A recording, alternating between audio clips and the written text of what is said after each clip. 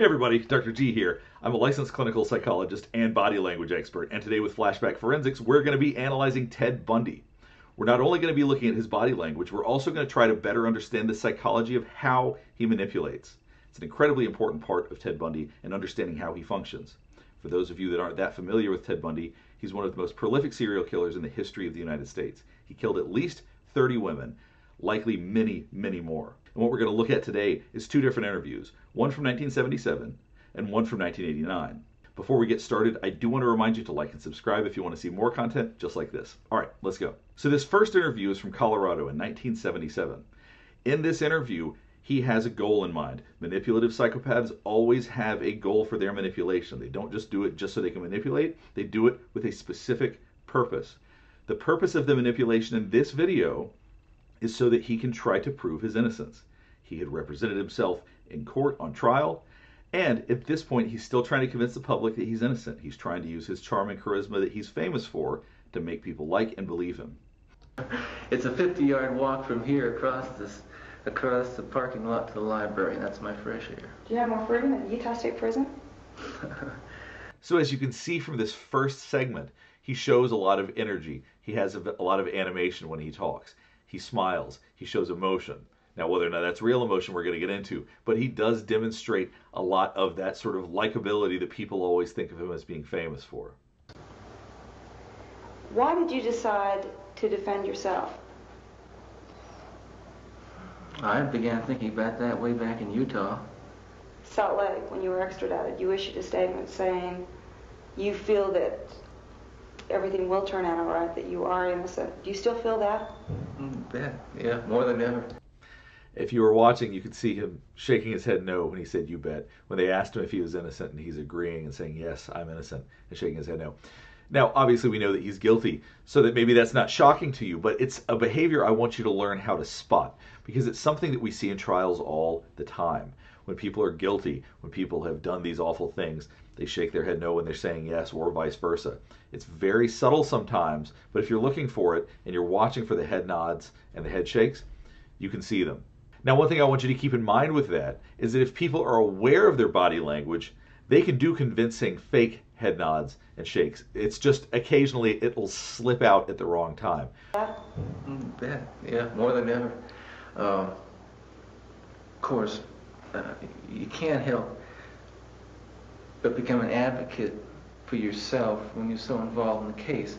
And being a good defense attorney, and I'm not pretending I'm an attorney, but putting yourself in a position of being your own counsel.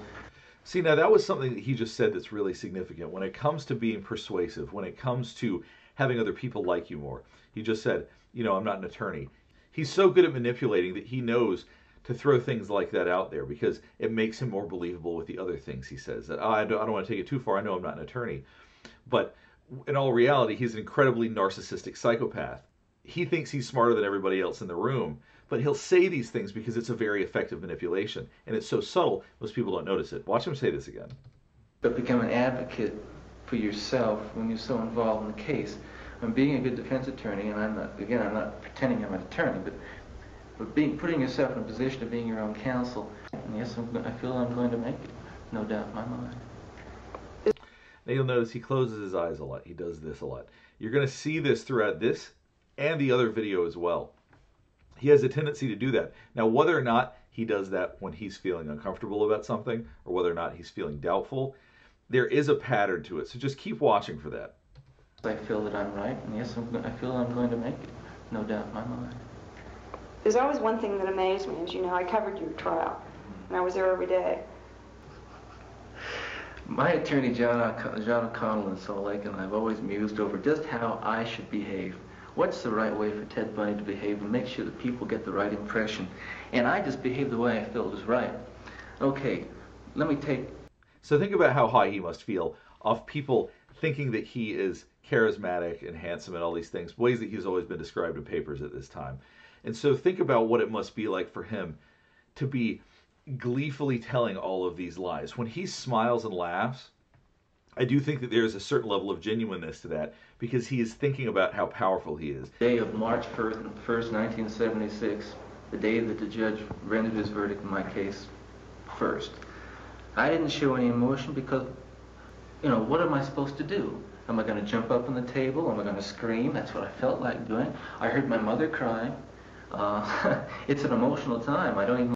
See, by saying I wanted to jump up there and I didn't do it, he's suggesting unconsciously for people, I'm not impulsive. I can maintain and manage what I do and the behaviors that I have. And so once again, that's a way that people like this manipulate. It's subtle. It's ways that we don't think about, but he is always planting a seed of the fact that he's the one that's in control and that he would never do these things. Now, he hasn't admitted at this point. At this time, he has not admitted to the murders, which he has admitted to later on. But I've kept it together because there's no point in destroying myself. I have got to keep myself together. I have got to stay calm. I've got to keep my presence of mind, because as long as I do that, I'm going to beat these people. And that's the way I feel.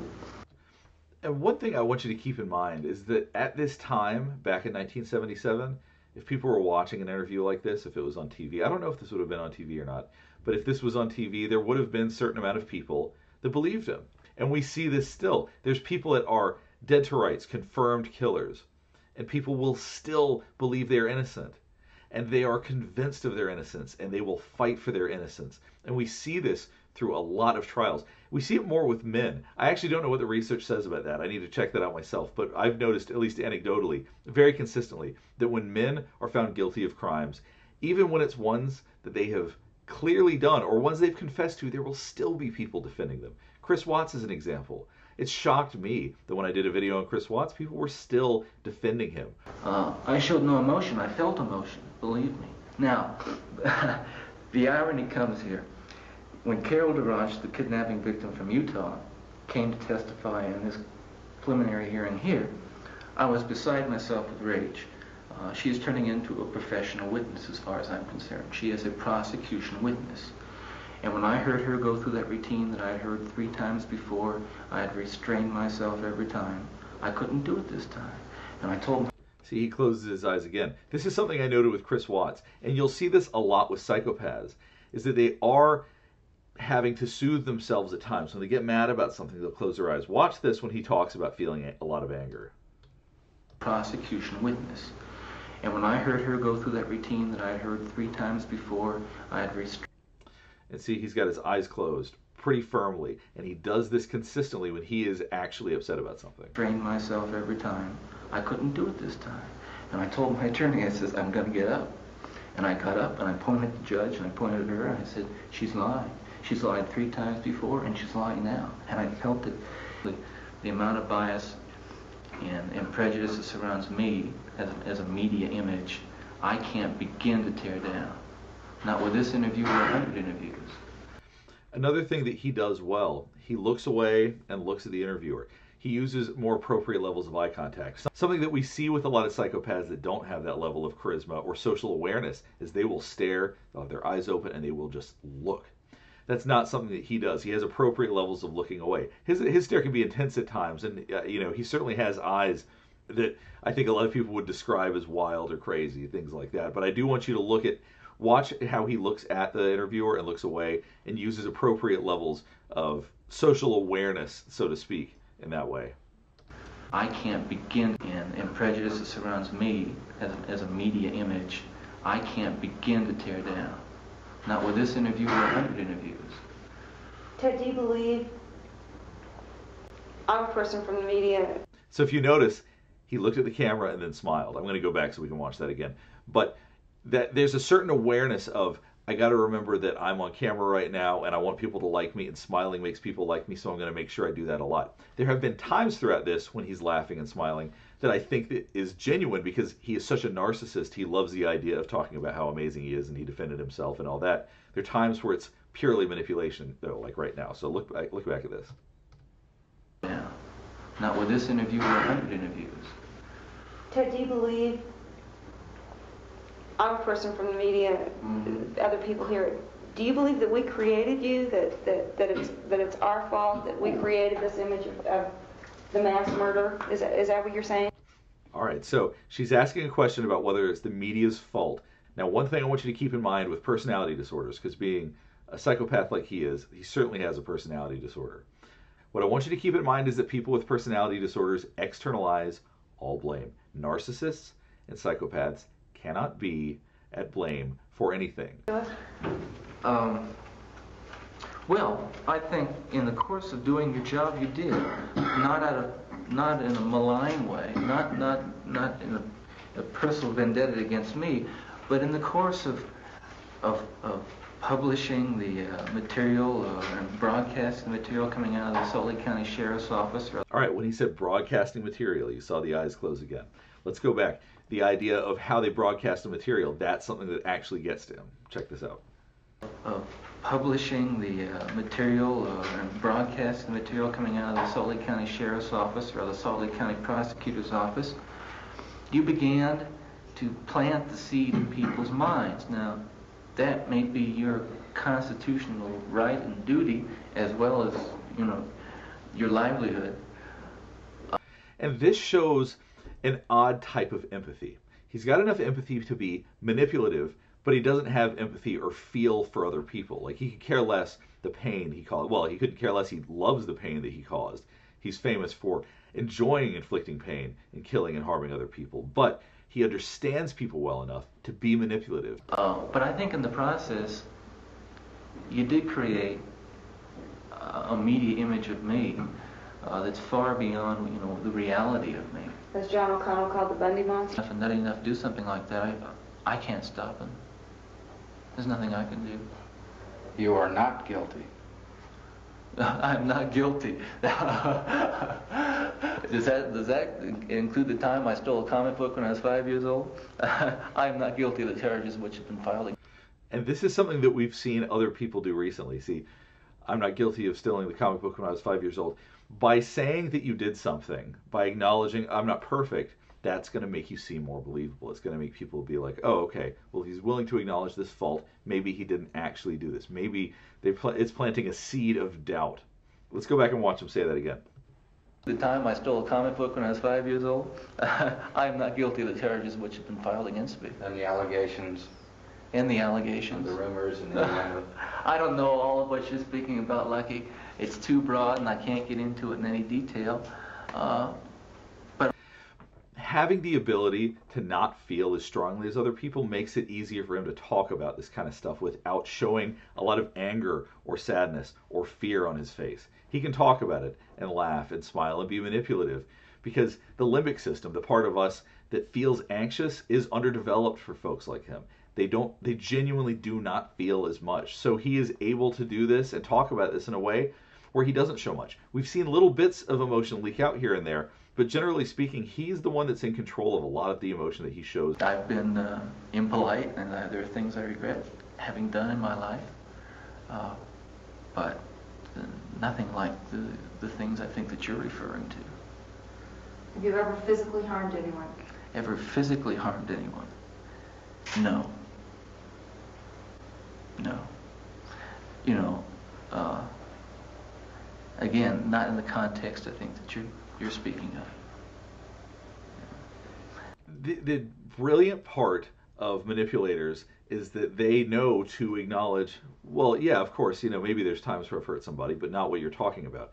It's a good lie. He's effective at lying. I mean, we know that he murdered all these people, and I think that a lot of us have that sense immediately upon seeing him that there's something that feels off, that it feels manipulative. But there's some people that would listen to him and believe it and want to believe it and be upset to find out that he's guilty or be in denial that he's guilty or find reasons why it was a conspiracy by other people to make him appear guilty and that he didn't really do these things and that when he finally confessed it was because somebody made him do it. Otherwise, I mean, there's no shortage of ways that people will excuse behavior by people like Ted Bundy. And I imagine there are still people that feel that way about him. This next interview comes from 1989. It was his last interview. It was conducted by Dr. James Dobson, who was also a reverend. Now, if you're wondering what Ted Bundy's reasoning would be to choose him, because he's the one that chose Dr. Dobson, his purpose would be that he's hoping for a stay of execution. It's actually a sensible choice if you pick a religious leader. If you pick someone who might have some influence, maybe, just maybe, as a last-ditch effort, he can live a little bit longer. What you're going to see throughout this interview is that he doesn't believe what he's saying, and he struggles with what he's saying because he wants credit for what he did. He doesn't like the idea of giving this much power to somebody else, but I think he sees it as his only true option here. You're going to see him struggle throughout this interview, so watch closely. There also is a brief moment where you see the true face of Ted Bundy. He gets slightly startled, and in that moment, you're going to see the true face of the killer. And I'm not trying to sound dramatic. I really mean that. That is the actual real Ted Bundy that you see for just 1 second. All right, let's get started. Feel that I am in control of, or something that I've come to terms with, because I haven't. It's a moment-by-moment thing. Sometimes I feel very tranquil, and other times I don't feel tranquil. So we talked last time during the last interview about how he closes his eyes. That tends to be a tell for him that when he is bothered by something, and you can see him doing it here right now. What's going through my mind right now is to use the minutes and hours that I have left as fruitfully as possible. Where did it start? How did this moment come about? That's the question of the hour, and one that not only people much more intelligent than I have been working on for years, but one that I've been working on for years and trying to understand. Now this is interesting. He's got his eyes closed the whole time when he's talking about this. And you're going to see this throughout this interview. Once again, this is something that I see as for him a sign of stress. So watch for that. Watch when he closes his eyes. Destructive feeling. Right, let's go back then to those roots. First of all, you, as I understand it, were raised in what you consider to have been a healthy home. Absolutely. You were not physically abused. Now, one thing I want you to keep in mind, from my understanding, Dr. Dobson, that one of his goals is to eradicate pornography. The issue is that that's going to be the lens through which he sees this interview. And so he has a goal in this interview, which is to get Ted Bundy to acknowledge that pornography was the reason he murdered all these women. So they both have their own agendas in this meeting. I just want you to keep that in mind. You were not sexually abused. You were not emotionally abused. No, no way. And that's regularly attended church, 2 Christian parents who did not drink, they did not smoke, there was no gambling, there was no physical abuse or fighting in the home. I'm not saying this was Leave It to Beaver. It wasn't. It's interesting. His eyebrows showed sadness for just a second. We see sadness. It's something like this. The eyebrows come together, they slope down a little bit. Let's go back. Watch very closely for this. Who did not drink, they did not smoke, there was no gambling, there was no physical abuse or fighting in the home. I'm not saying right there. This was Leave It to Beaver. It wasn't a perfect home. Well, no, I don't know that such a home exists, but it was a fine, solid Christian home, and nobody, I hope no one will try to take the easy way out and to try to blame or otherwise accuse my family of contributing to this, because I know, and I'm trying to tell you as honestly as I know what happened, and I think this is a message I want to get. It goes back to the way that he speaks, and part of the reason people find him so charismatic and some people find him believable is the way that he throws things out there. I'm trying my best to answer this. He's not definitive. He's not overtly, I mean, he is narcissistic, but he's not overtly narcissistic in that way. He's not a caricature of the way that some narcissists are, because some narcissists are so in your face with it, it'll just knock you over, and he's not that way. And that's what makes him such an effective manipulator. Let's listen to him say that again. Otherwise accuse my family of contributing to this, because I know, and I'm trying to tell you as honestly as I know what happened, and I think the garbage and whatever they were cleaning out of their house, and from time to time we'd come across pornographic books of a harder nature than more graphic, you might say, more explicit nature than we were. So you'll see he keeps closing his eyes. I believe that he's going along with this interview and trying to provide Dr. Dobson with what he wants. He's trying to say that pornography was the reason that he turned into what he did. But he also knows better. I think he also feels conflicted because he wants credit for what he did. He knows that's not what caused it. He knows that. He doesn't mind saying that in a sense because that externalizes blame. And people like him like to externalize blame, but they also want credit for the acts that they committed. So I think that he really feels conflicted about doing this. I think on the one hand, he likes the idea of blaming something else.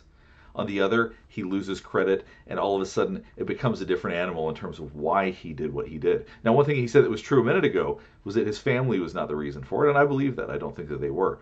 But I think that these kinds of lies make him uncomfortable because he has his own internal conflicts about wanting to be the monster that murdered all these women and wanting credit for doing that versus blaming it on something else. We would encounter, let's say, in your local grocery store. And this also included such things as, let's say, detective magazines and more hard. Those that involve violence. Yes, yes, Yeah. And this is something I think. And so, as you heard Dr. Dobson say, those that involve violence. Once again, there's a message here that they're trying to get across. This is not, and I don't think that anybody would even deny that this is not an interview without its own agenda. This is not just some sort of, let's just find out about Ted Bundy. There's a clear agenda with this interview.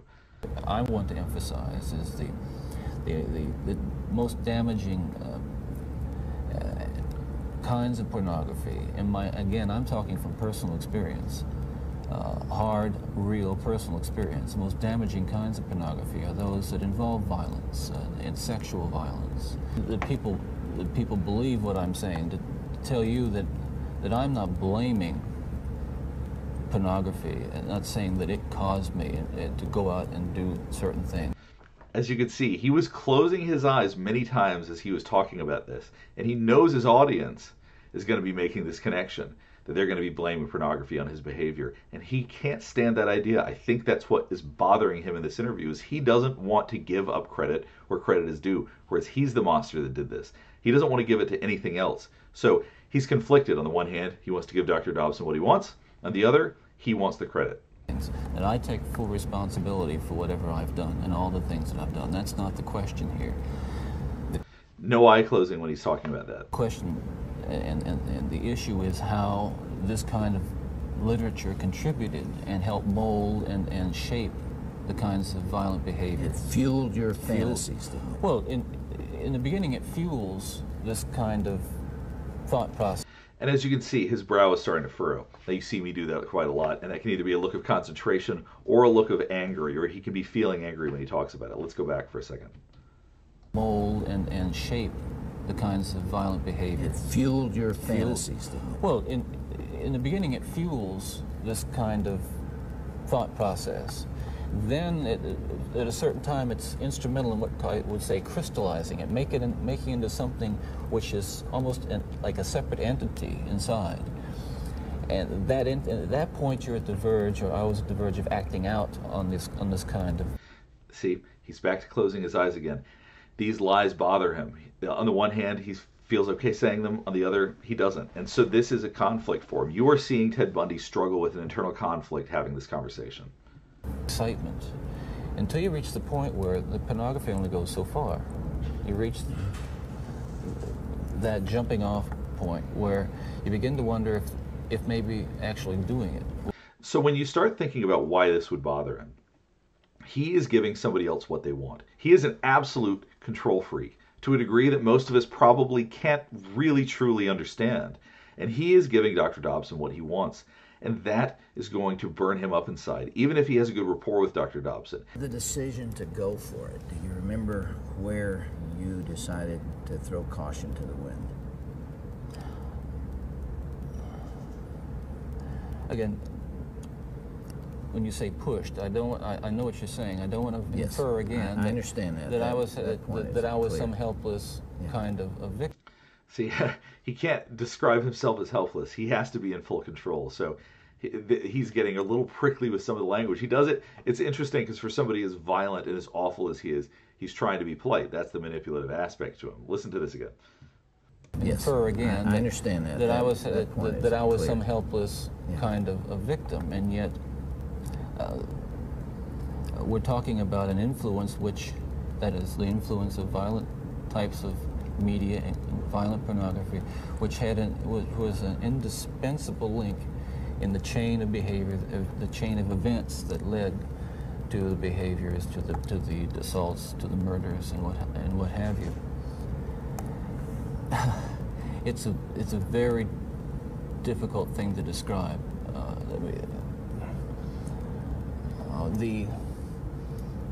The sensation,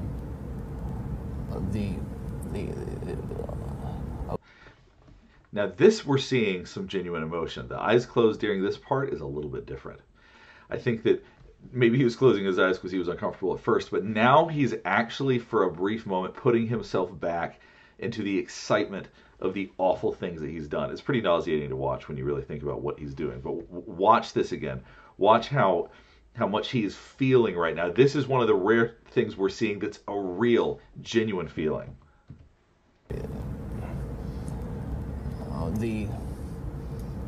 The sensation, you can see his whole body arch up. Of reaching that point where I couldn't control it anymore, that these barriers that I had learned as a child, that had been instilled in me, were not enough to hold me back with respect to seeking out and harming somebody. Now this is all true. He is seeking out and harming people, and those things, those inhibitions he had were not enough barriers. So that aspect of it's true. It's the other parts that he knows are lies. Would it be accurate to call that a frenzy, a sexual frenzy? Well, yes, that's one way to describe it. A compulsion. Now, he really didn't like describing it as a sexual frenzy. Watch Ted Bundy's face right after he describes that. I'm going to tell you what he's feeling. Well, see, right there, that's disgust. He didn't like hearing it described that way. The wrinkling of the nose, the way his mouth is positioned, this is a look of disgust. yes, that's one way to describe it. A compulsion.